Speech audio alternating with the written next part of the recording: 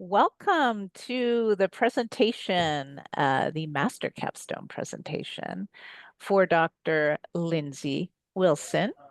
She's a doctor of veterinary medicine, and she is going to present today for her capstone project for her Master Beekeeper designation on building bridges for healthier bees, basically connecting beekeepers and veterinarians in California. Lindsay, welcome. Tell us about your capstone. Thank you so much for the warm welcome, Wendy. I'm really excited to be here today. The title is Building Bridges for Healthier Bees, because as I got started in beekeeping, and I'll talk about that in a moment, I came in as a vet first, someone taking care of animals. I didn't know much about veterinarians' involvement with honeybees. I learned a lot over my last 4 years in the camp network. And so I realized we had a connection disconnect between veterinarians and beekeepers. And I wanted to be able to bridge that gap because we all know how many struggles and pressures honeybees have and what a cornerstone they are for our food system here. Well, everybody's food systems, how important they are that we keep them healthy and productive for us as people. Beekeeping was really quite an unexpected path for me. I like this line because I call it my how it started and how it's going, because it really did start with that confused look on my face. Now I look at that, and I'm like, well, that is a beautiful capped brood frame. I should be ecstatic. And I was staring at it like, what is going on here? That was my second year of beekeeping there. And then down at the bottom is really, I've got some hives producing honey. I've learned a lot about beekeeping in my time with the program. This really started in 2020. I had to renew my USDA accreditation. And what that is for veterinarians is that we have to take so many modules from the USDA every couple of years to renew our certification to check for animal diseases. I do this for dogs and cats. I also used to do it for horses and some other small ruminants and animals, but I never even knew bees were part of what the USDA and what veterinarians did before I had to do this renewal. The USDA has two courses that we get to elect from a wide swath of courses on beekeeping, and I started there. I was like, what is this amazing world that I didn't even know existed? I was also the same month, weird cosmic timing, but running through Golden Gate Park, where I like to go to exercise. And the DeYoung Museum here has an art hive from the San Francisco Beekeeping Association. So the stars really kind of aligned, and I was like, what is this? I need to know more about this. I'm a 4-H kid originally. I spent a lot of my youth in 4-H programs. And so when I went to look for how do I learn more about this, agricultural extension came up as something I was familiar and comfortable with and really understood the quality of. And so I looked for a program that I would be able to do as a working professional that would fit into my schedule, that would be the scientific backed quality education for beekeeping, because there's a lot out there. There's a lot of different opinions, but I knew the kind of quality that was going to be what I was looking for, and camp really fit that. So that's how I found camp. The bees found me on an unexpected path here. So I joined camp in 2021. So Bee Discoveries 2020, and then I joined in 2021 as an apprentice assistant. I did not have my own hives when I started. But camp was able to connect me with a really excellent local mentor, Mark Carlson, who is now a master beekeeper as well in the program. And so I fit this program around my work schedule. And here I am now in 2025 doing my capstone presentation because I got so excited about it. I did put a lot of my time and effort into it. I could not have done this alone though. And so Mark was instrumental in getting me into the hives. My first hive dive with him, I had on a little veil, and I remember I had a bee crawling under my veil right next to my face. And he was like, how are you doing? Like, well, oh, I was trying to be really, really brave. And now I'm like, we did splits this morning on 4 hives, and we a lot more comfortable.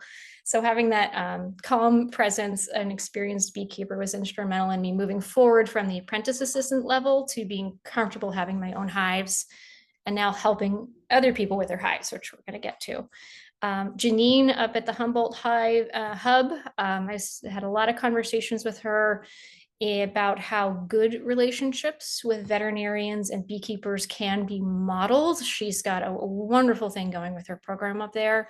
I learned a lot from Pete. I took his classes here. He's come to talk at the local club, took his online classes. And of course, Wendy, who is kind of our connector of all of the parts to introduce me to these people, to provide opportunities for learning and to come up to the UC Davis hub to get to learn things there, and even helping connect with opportunities I haven't gotten to take advantage of yet. But Wendy, you've been instrumental in making this go forward. And I've got one of my little queen rearing cells down there in the lower photo. She hatched. We have her in a hive at Florence Fang this year. So. Over the course of doing my camp program, a lot of outreach was me learning how other people learn about bees. You know, I know a lot about animals, but then bees are their own special animal. And so I took and then have helped teach the San Francisco Beekeeping Association courses. I took them in 2021. Mark also helps teach those classes, as does Kara Chang and several other, I think, camp members are really helpful in getting good pests and diseases information back out to everybody. The first class I took with them, everybody was really excited. And I remember the very sweet gentleman teaching class said, and here's a slide on Varroa. You don't have to worry about that yet. And he moved on. And so with the help of Mark and Kara, we've really done a lot locally with the club. I taught a couple Garden for the Environment classes, introduction classes. That's where these photos are from. And these are folks that have never been in a hive before, or maybe once or twice and wanted to learn a little bit more. So learning how to teach beginners, how to make them feel comfortable. And they're then moving into the shoes that I had been in. As I was doing these courses and this outreach, I kept hearing the same types of questions to me as the beekeeper that was teaching. And I realized the way that I think veterinarians think about animals and biosecurity could be really advantageous to a lot of these backyard beekeepers who want to have animals, but maybe don't have the depth of knowledge on animal husbandry and need help. They want help. They want to learn. They want to keep their animals healthy and productive. And I'd hear for people like, you know, we lost our bees every season. What's going on? And I'm really into like, you know, how do we find out what happened? How do we prevent it next time? How do we keep your backyard bees as healthy as possible? Because these folks really care about their bees. They're almost like pets to a large portion of this population of beekeepers. And they're huge in number. I mean, I think we have 300 just in San Francisco.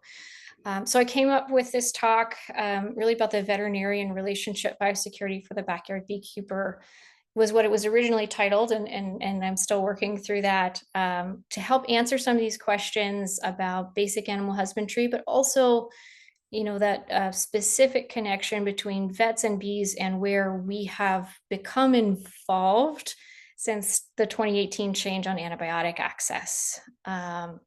So I did the talk in 2023 at Marin County Beekeepers. John Barry invited me up there. San Francisco Beekeepers, I did the talk there as well. Janine invited me to do it online for Humboldt, and I have done it as a guest lecture in 2024 and 2025 for camp. The talk has changed immensely since its first time I did it. Really hoping to adapt to questions beekeepers asked me and make it better and better each time to what it is now. It's not just enough to tell them, hey, what is AFB? Either they know a lot about it or they can learn, but really then how do you get the care that you need for your bees? It's great to say, hey, you need antibiotics and you need to treat it this way and you need to euthanize the hive, but then who is going to actually come help you do that? In the great state of California, it's a large territory to cover. And there are not a lot of veterinarians that are advertising to be able to help. Part of one of my personal projects and where I learned a ton about beekeeping as well, the Florence Fang Community Farms. We've got a lot of hives there right now. And so that was kind of at the Boone down in August on the bottom right hand side of the photo there. When Mark Carlson assumed care of the yard in 2023, we kind of inherited this from a very kind, well-minded beekeeper, but he kind of moved out of the country and the bees were left to their own devices. So we had about 2 hives and about 3 nukes, but they had laying workers, they had ants, they had not had any varroa mitigation in about a year and a half. They are wonderful, sweet, great honey producing bees, but they needed some help. So I really got to put the pedal to the metal here about learning good biosecurity for this yard, because we were also catching swarms and bringing them in. There were a lot of different community folks involved. We would get gifted equipment. And so making plans for the yard to really have this be their focus is to they want the most honey out of this yard. These hives aren't moving for pollination. They are stationary. They're staying right there, but they want a lot of hives. They want a lot of honey to be able to go to their community supported agriculture program. We have some folks from the San Francisco School District interested in using this honey. So we really want high quality, no antibiotic residue, obviously, honey coming out of these hives, but it's what we can do to the yard to keep the bees as healthy as possible. So we co-wrote biosecurity guidelines that have been implemented about how we check the equipment when it comes in, how we clean our tools, having routine hive dives. We do it every other Tuesday with the staff there so they get to know more about the program, resurfacing some of the bottom of the yard there because we had ants coming up. We had a lot of plants and problems with the hive. We had some old equipment. I found frames in those hives that were marked 2011. And I was like, okay, well, it's time for these to go. We need to get some fresh wax in there. So this was a big project. The bees are doing really, really well, but it took us about 2 years to get to where we are now, which is on the bottom right-hand side. I learned so much just really doing a lot of good beekeeping and thinking about how the bees needed to be handled for this particular farm's goals. I also joined the Honeybee Veterinary Consortium, which is a group of veterinarians and beekeepers and scientists that all work together to try to be able to connect beekeepers and veterinarians. And I did this because I was like, hey, who can I go learn from? In addition to camp for specific veterinary training, Dr. Megan Milbrath out of Michigan taught a wet lab at one of the conferences. So I got to go do that in 2022.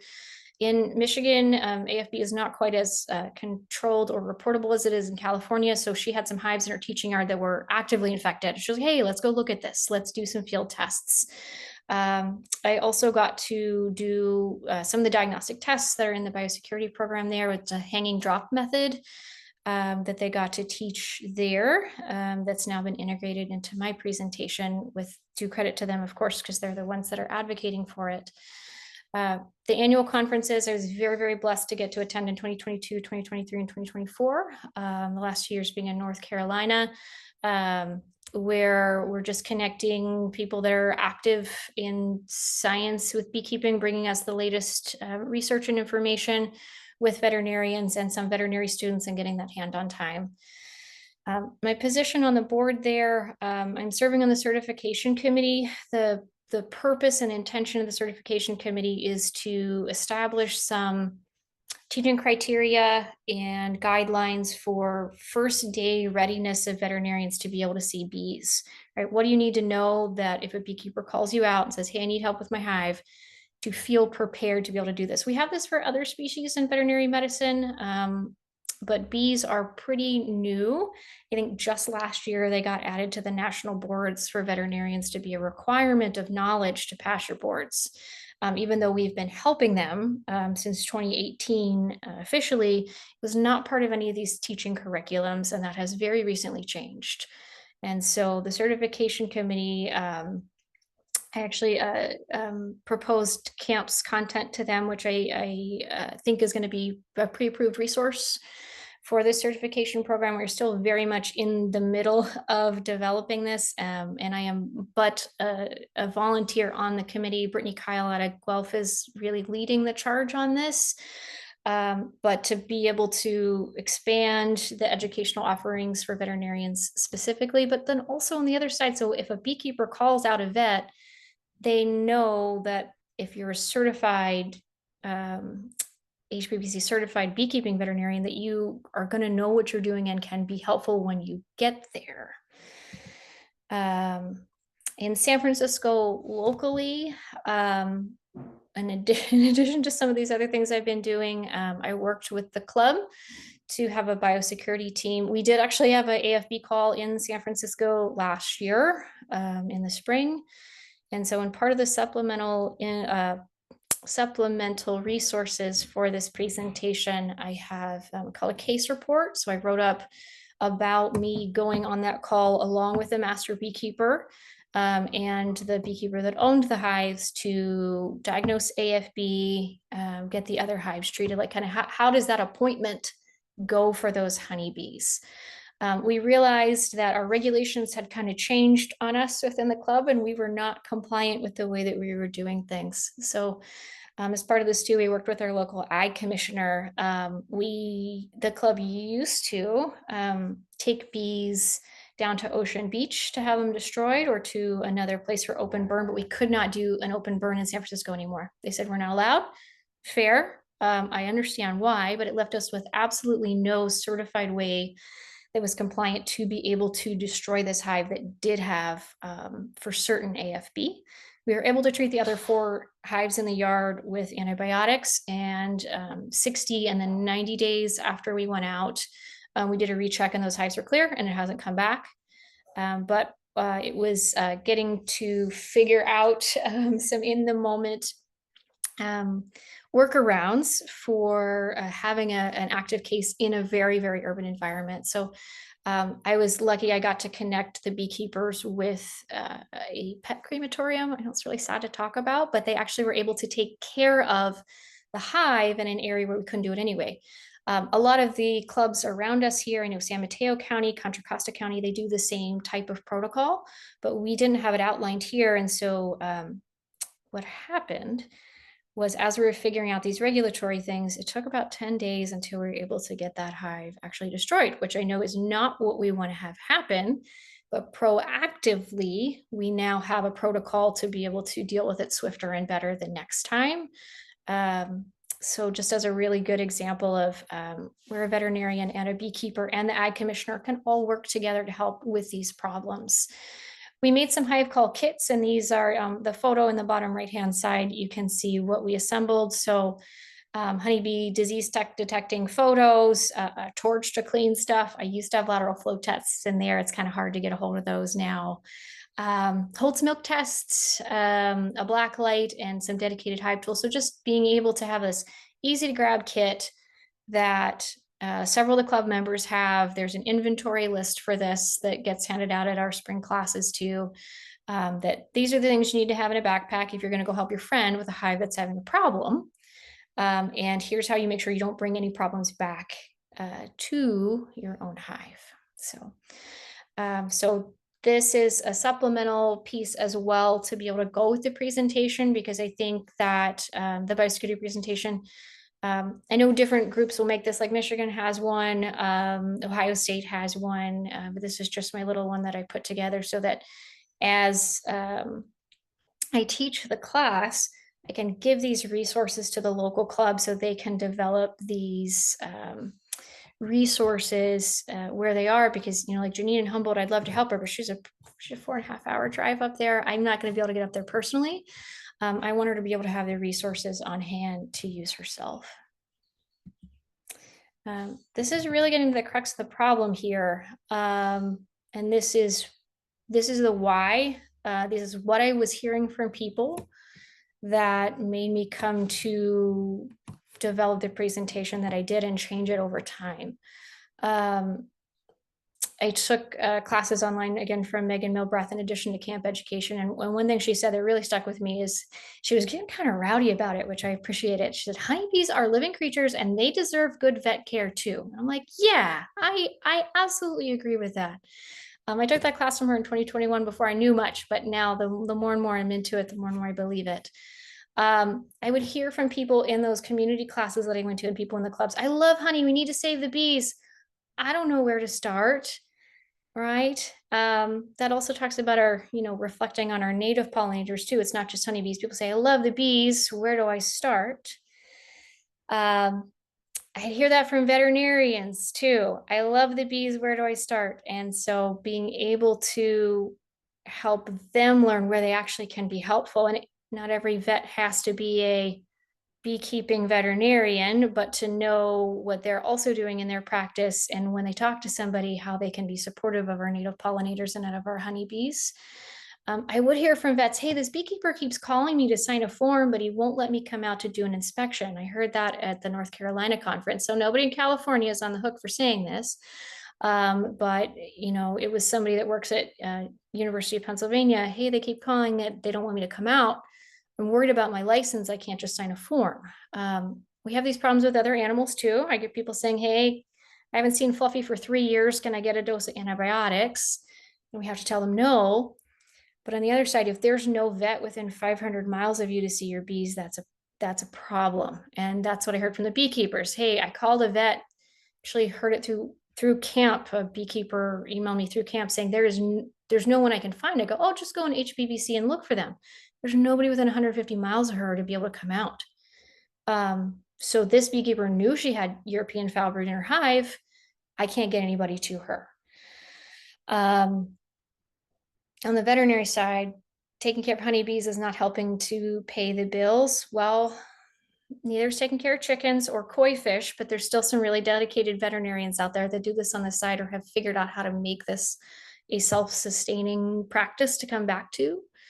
And I also hear beekeepers saying, hey, I had a vet out and I just kept worrying that they're going to kill my bees. It is the last thing you should be, that I want any beekeeper to be thinking if you're asking a veterinarian to come help you is, are they going to kill them? And then also the expense, right? So the bad joke I make in the biosecurity class is it's not getting any cheaper to put gas in the F-150, because it's not. But we have one vet probably 100 miles from us here in San Francisco that was going to come see a fellow in San Carlos. He said it was $300 to just come out to do the hive call. He said it'd be better off if I just euthanize them or get new ones than to pay this much for them to come out. What we need to work on, and what I'm hoping my presentation will do over time, is to help more veterinarians be willing to go see bees. Like, my coworker sees chickens and she knows it's not paying the bills, but she loves helping her neighbors with her chickens, and she gets a fulfilling relationship and some eggs and some great things out of that. So inspiring more people to learn, to be able to go and support the beekeepers in the community, inspiring or helping more beekeepers to get a local vet. Janine is a great example of how she did this. She has a vet that he's not a beekeeper. He's just a really nice fellow and a vet, and he cares. But with the support of her and their local ag commissioner, he's helping bees in Humboldt County, and he's helping his local community, because we need to have more veterinarians and more places willing to see these patients.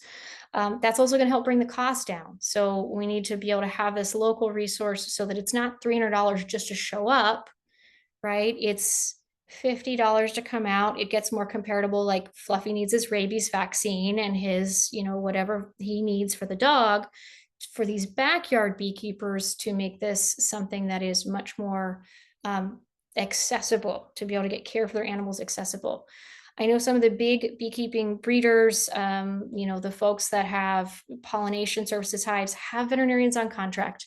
Those are production veterinarians. That's what they're doing. They've found a way to make that a sustainable career, but they're not publicly listed to all of these backyard folks that are higher in number.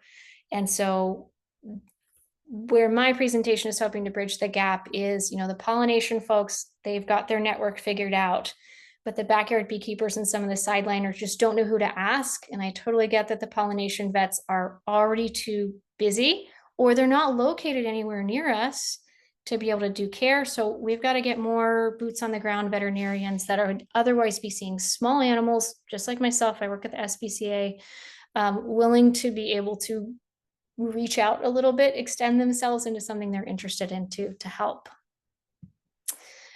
So that's the talk. I stayed on the last slide for too long, but this is what it's talking about. So supporting beekeepers to know when they actually need to get a veterinarian. I don't want them having to pay $150 for somebody to come out to not have a problem. So giving them diagnostic tools that they can do, connecting them with master beekeepers that know these things, because we've gone through the coursework and we have that science-based beekeeping to be able to know what is going on in the hive, to find quality veterinary care for their bees. So whether that's a HBBC certified veterinarian or a camp master beekeeper or even journeyman or even a vet student that maybe took the apprentice program and keeps that knowledge and takes it wherever they end up in practice because they have the future in front of them. I want to empower vets to include these honeybees into their practice because it absolutely can be done. I want to share best practices for judicious antibiotic use. I want to really reduce and mitigate the concern we have about it. So it's the right dose at the right time in the right way. These are safe medications to be applied when we're using them the way that we should. And I want to be able to foster collaboration between the beekeepers and the veterinarians because working together is really the only way we're going to get through this. The news gets really scary about honeybees. This is the small way that I can try to help, is getting people to collaborate. That's my talk about my talk. I'm a honey person, so you can see all my cut comb honey frames last spring there. What questions do you have for me? Well, first of all, we, on behalf, Kian, Alina, myself, on behalf of the California Master Beekeeper Program, we want to acknowledge your dedication, commitment, and service to honeybees across the nation. Thank you for standing in as a voice on behalf of those really important pollinators and reminding folks that they're livestock too. Mm-hmm. They need vet Thank you, care. Wendy. And we honor you now as a California Master Beekeeper. Thank you Thank for you. sharing your capstone work with us. Thank you. Thanks, Wendy. Congratulations, Lindsay. That was awesome. Thanks, Alina.